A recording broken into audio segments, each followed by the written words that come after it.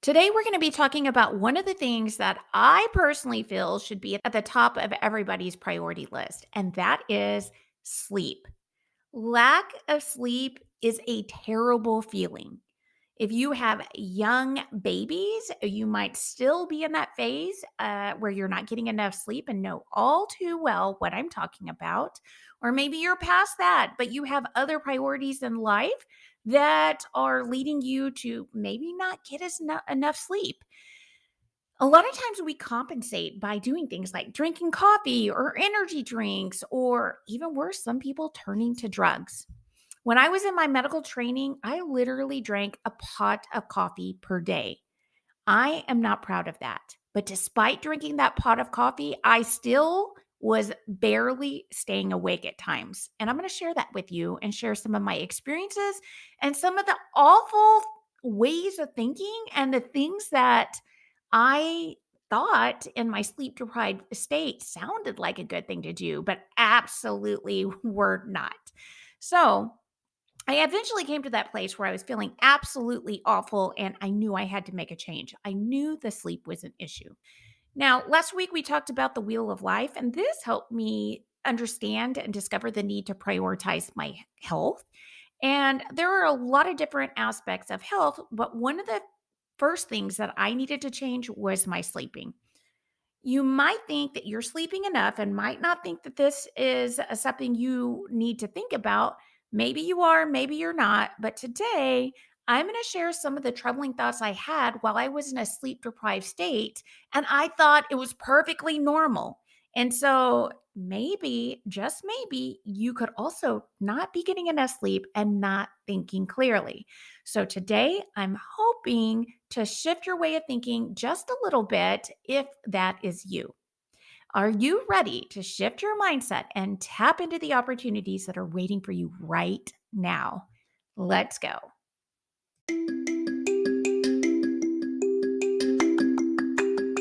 Welcome to the Creating Clarity podcast, where we talk all about clearing the fog, shifting our focus, and uncovering the opportunities that are hidden right in front of us. I'm your host, Dr. Liz Aguirre. Before I begin, I must emphasize that this work is separate from my professional medical work and does not represent medical advice or opinions of any specific organization.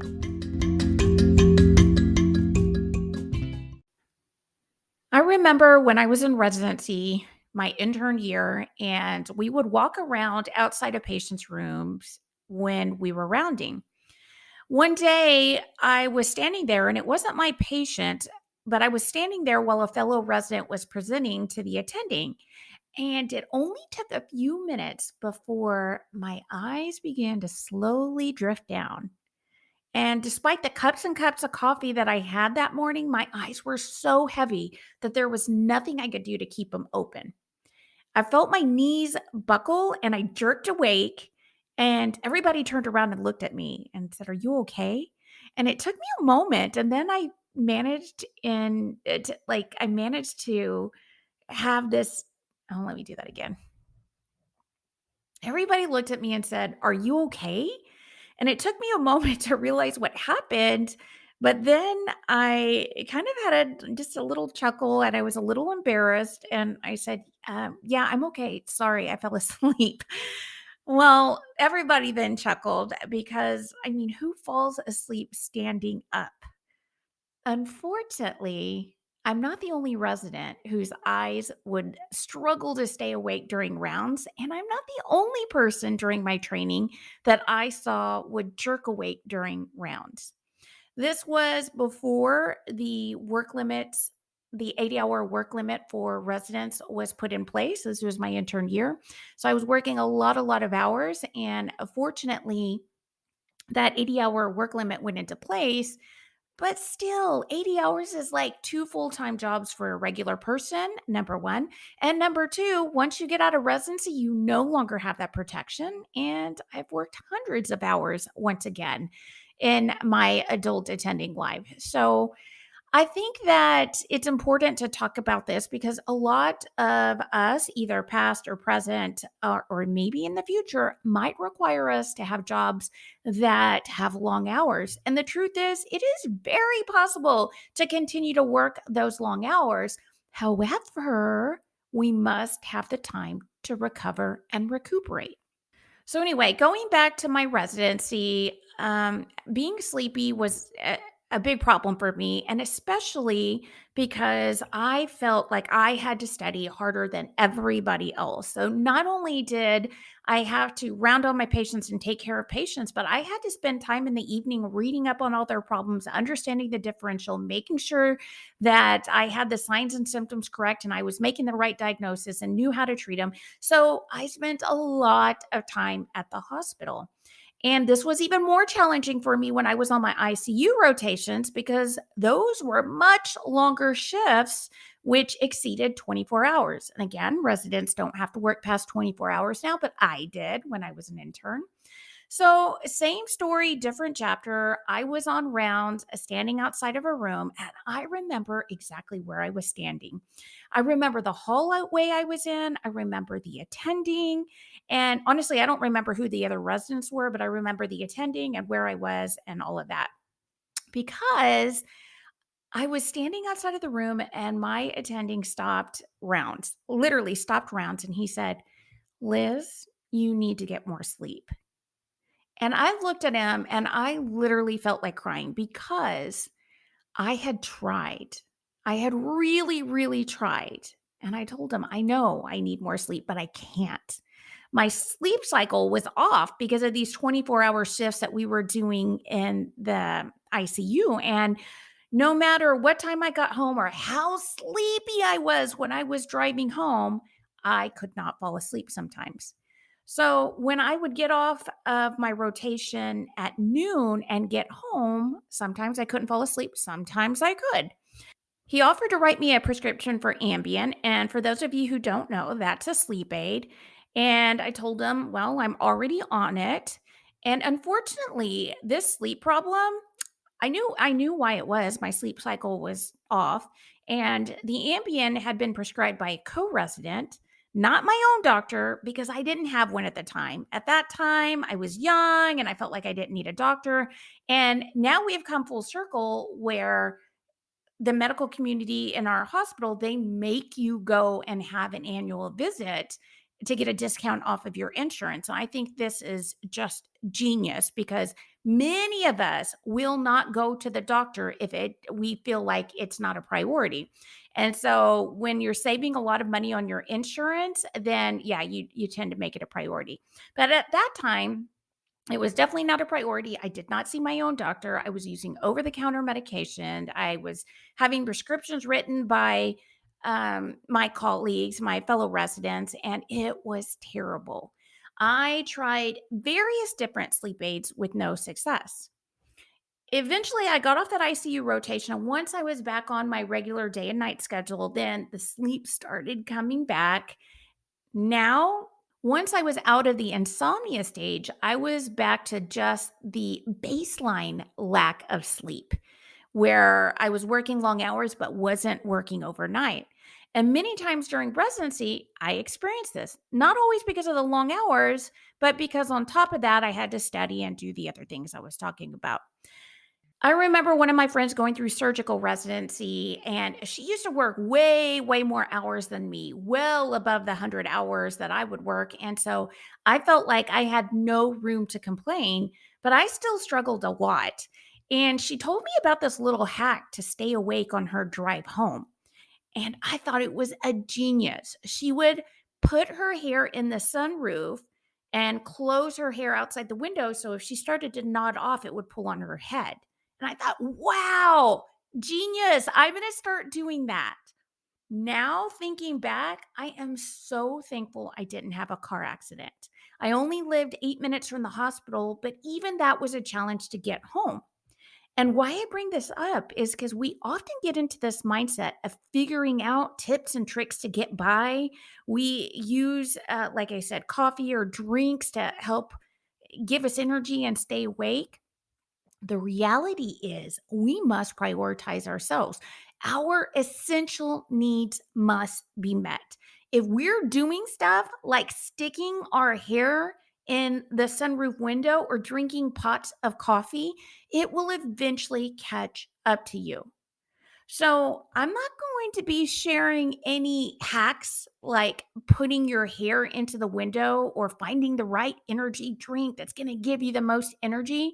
Because now that I think back of it, that was just such a distorted way of thinking. How in the world could I ever think that was a genius idea? That's terrible. Instead, I'm going to be sharing some things that I'm hoping will help you shift your mindset and realize the priority it needs to be. So, number one, when I'm rested, the answers flow more easily.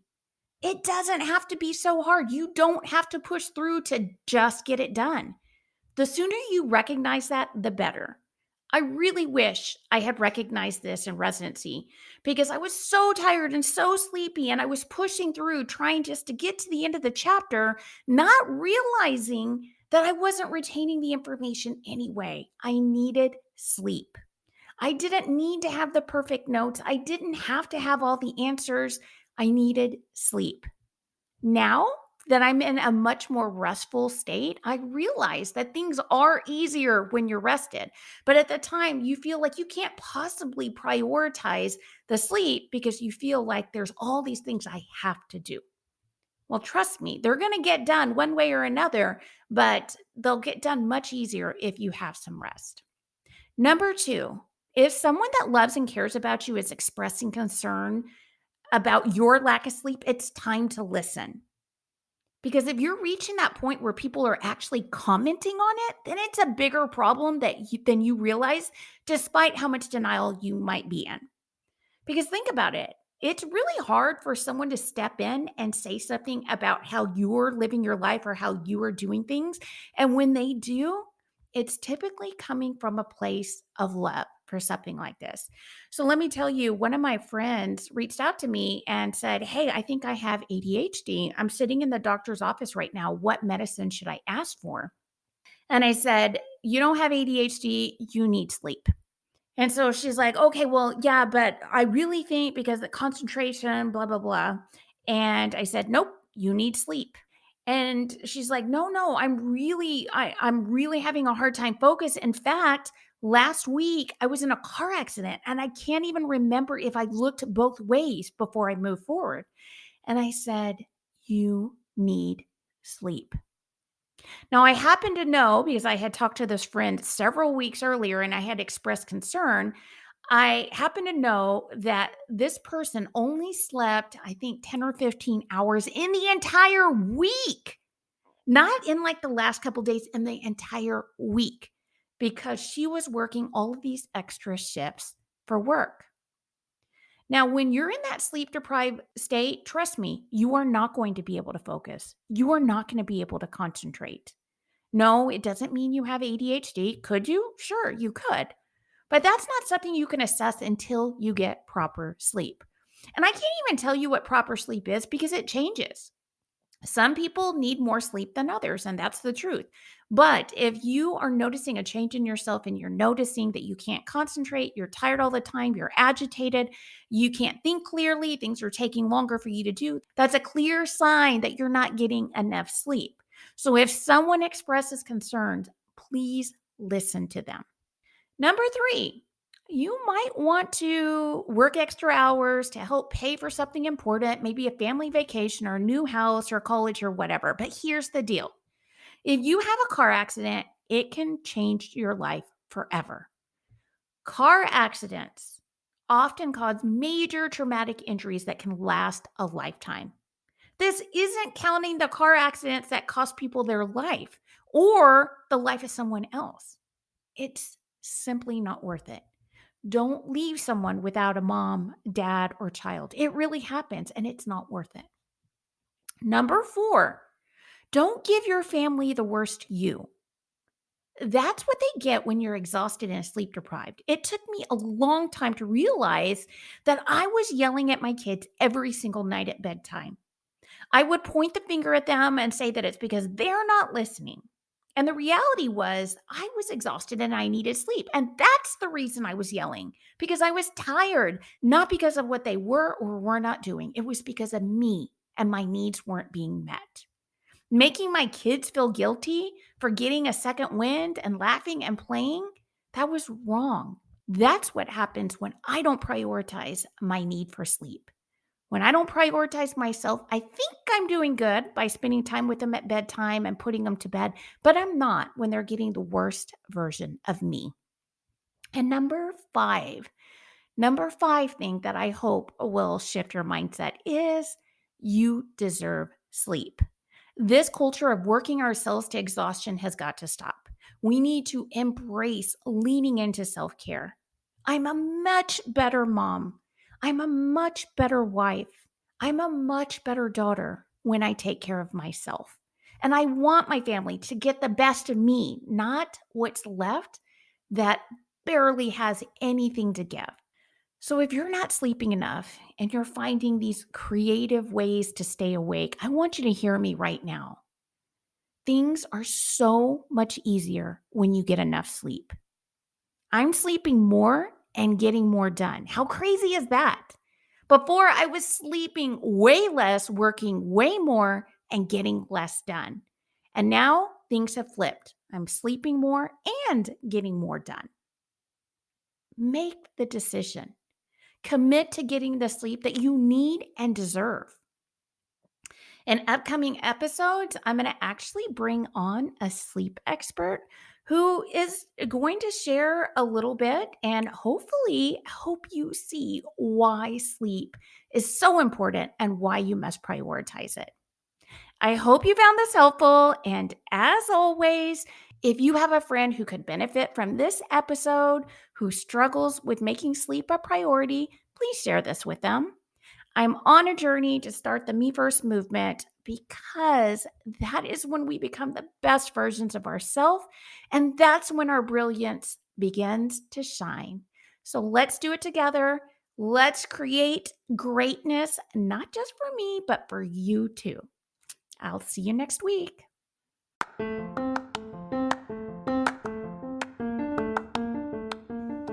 Thanks for listening. Make sure you hit subscribe so that you won't miss the next episode. And if you like this episode, please share it with a friend and give me a 5-star review so that I can reach more people. I'll see you next week.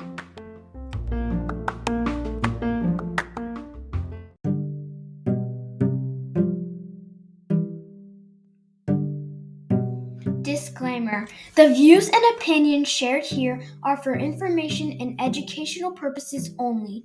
They do not serve as a medical or professional advice. They do not represent any academic, medical, or professional institution or organization. If you found this helpful, don't forget to leave a 5-star review. Thank you.